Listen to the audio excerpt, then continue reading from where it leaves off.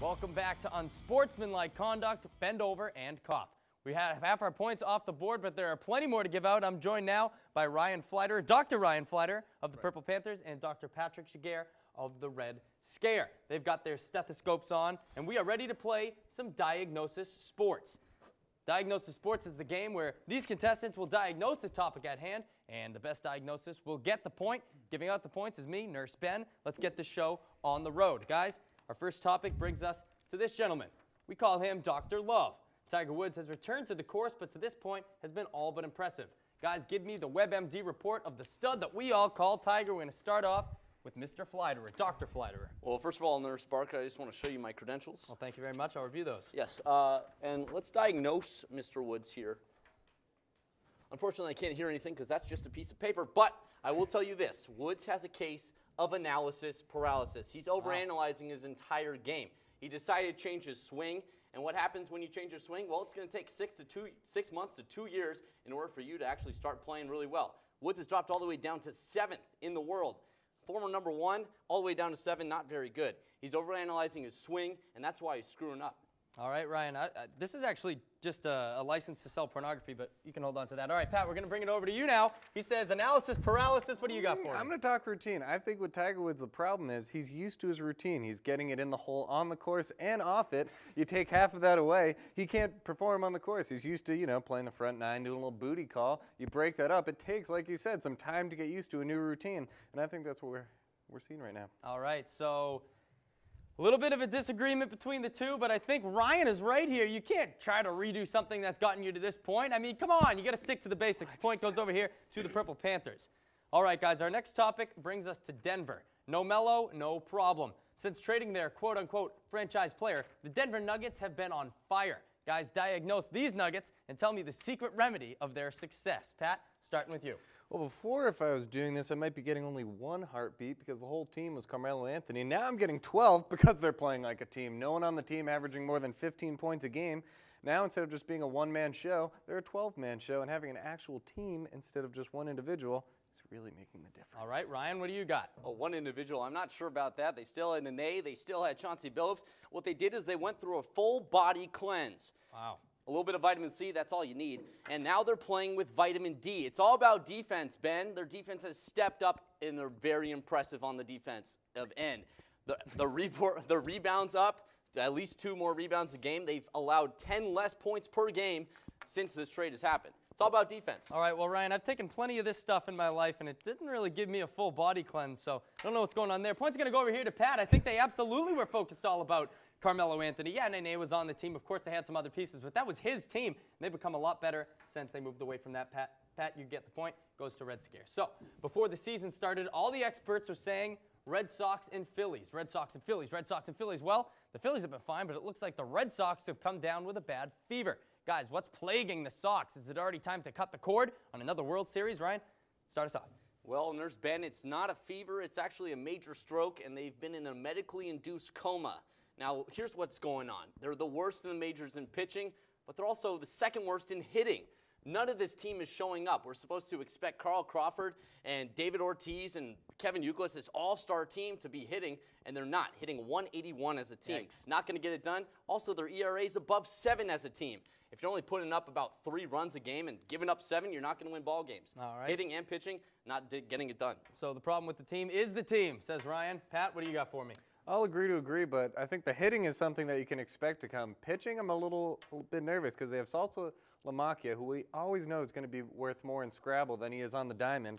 But still, he's the one controlling the pitching, and he's unproven. Beckett and Lackey are back to their old act of last year, and I think you can expect the hitting to come through, but the pitching, I don't know if it's as much of a sure thing. All right, so you both think that the pitching is a problem, but Pat, you're okay with the offense. I've got to agree with you. This team is going to hit. Point's going to go to the Red Scare. Guys, Adrian Gonzalez, David Ortiz, Kevin Youkilis, these guys are all going to hit, not to mention Carl Crawford. And Jacoby Ellsbury's actually been off to a good start. Pitching is a little less likely to come around. Pat, you're going to get the point, and that will put a wrap on Diagnosis Sports. We've still got 4 points to hand out, so don't you move on Sportsmanlike Conduct. We'll be right back.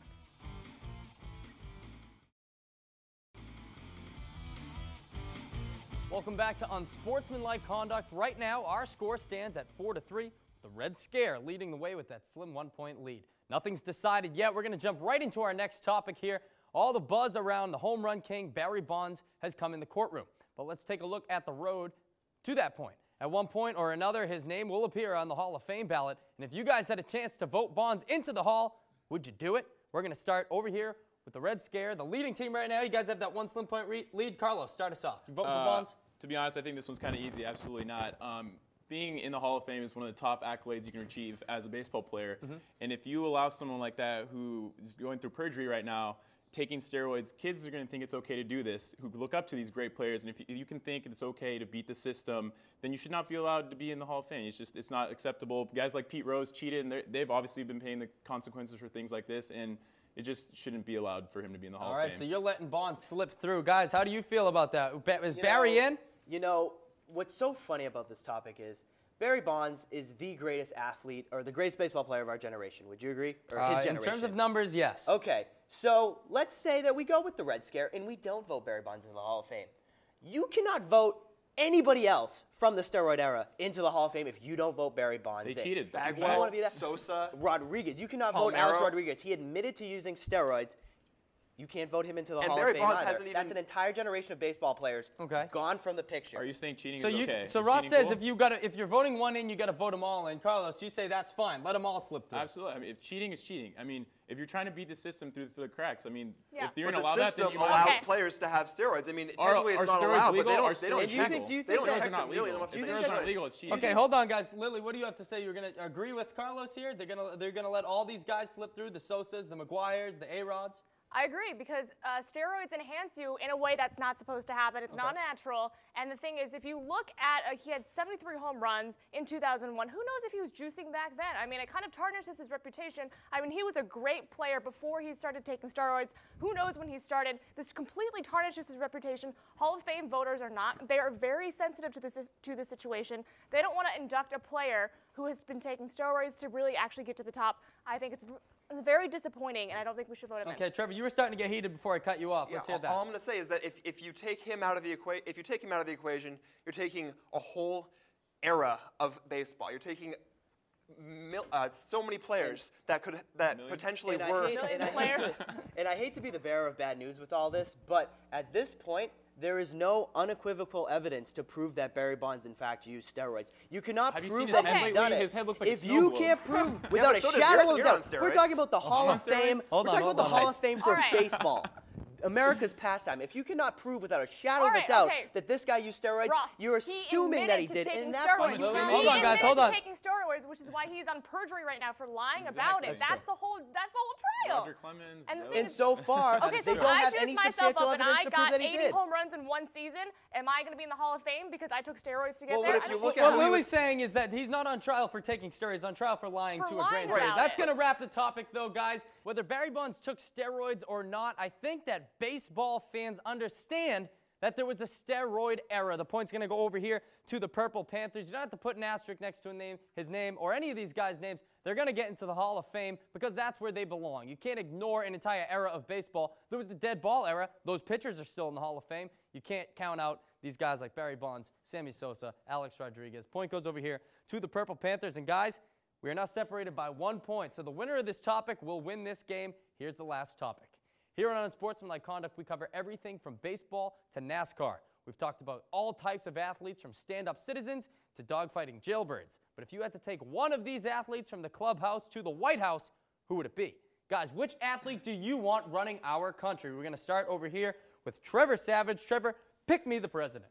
Ben, I would say the president, if it's any athlete, would be Drew Brees. I mean, Drew Brees, he went to Purdue, but he could have gone to Brown. He said if he had gone to Brown, then he would have been a politician. Now, look, President Obama appointed him to be the co-chair of the Presidential Council of Fitness, Sports, and Nutrition. He's one of the smartest guys in the league, and he's also part of the group of players that's going after the NFL right now. He knows the ins and outs of the NFL. He knows the laws. He knows the different parts of how he's going to go about. He's a litigator. He knows how to build things from the bottom up. When he went to Purdue, he majored and he got a degree in industrial management. He can bring this economy back around. He knows how to build infrastructure from the bottom up, and he knows how to build a team from the bottom up. And you know how faithful the New Orleans fans are. They love this guy no matter what. He came down to that city, and he turned not only this team around, but this city around, and he can turn this country around with your vote. And he's actually also talking about once he retires from the Saints, he's also talking about becoming the mayor of New Orleans. That's how much of a politician Ross, he already maybe you're wants to running be. Drew Brees' campaign here for president, please, guys. of course. You guys don't think it's Brees? Who's it going to be? Well, I have another guy from New Orleans, and that's Peyton Manning. He's a very cerebral guy. He's great on the field. He commands attention. I mean, the whole... Says the Colts fan. Okay, says the Saints fan. Anyway, Saints fan. the whole state of Indiana loves this guy. He's fantastic. He make a great politician because, again, he's cerebral. He's smarter than Drew Brees. He knows the game inside and out. He's just fantastic. And the thing is, he has such a competitive fire that, I mean, this economy, he would take the whole thing up. Okay. These are great. The one I'm going to go with is Grant Hill. He's a 7-time All-Star and he's gotten the 3-time NBA Sportsmanship Award. When he's 38 years old, he's still playing. He actually had a fatal injury on his, surgery on his ankle where he almost was going to die. Wow. And let alone he made it through that. He's still playing. They recently quoted him. He says he wants to try and play until he's 40. His teammates, he's already explained that he wants to go into politics. He's a great guy. Graduated in 3 years from Duke. He's an All-American guy. He's a good guy, obviously winning the 3-time Sportsmanship Award. He's a very smart guy going to Duke as well. Okay, so Grant Hill, Peyton Manning, why Carlos, not? I'm really glad that you said he's 30 years old because if you know anything about the way... 38. 38 years old. Well, you know, he might be...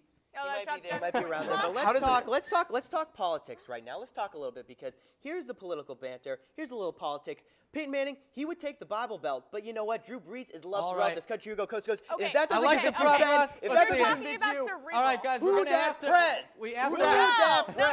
Who that press? We're How wrapping about the topic, This is guys. not It's props. all over. This You is got to not stop props. talking so I can talk. The point's going to go to the Purple Panthers. How can you ignore accolades from Mr. Obama himself? President Obama, he's the president now. 2016. He wants Brees to take over for him when he's done. That's going to do it. The game is over, and the Purple Panthers have come away victorious. The Red Scare, thanks for your time, but there's no consolation prize on the UC, so get lost. We're going to take a quick break, but when we come back, the Purple Panthers have their yellow cards. Keep it here.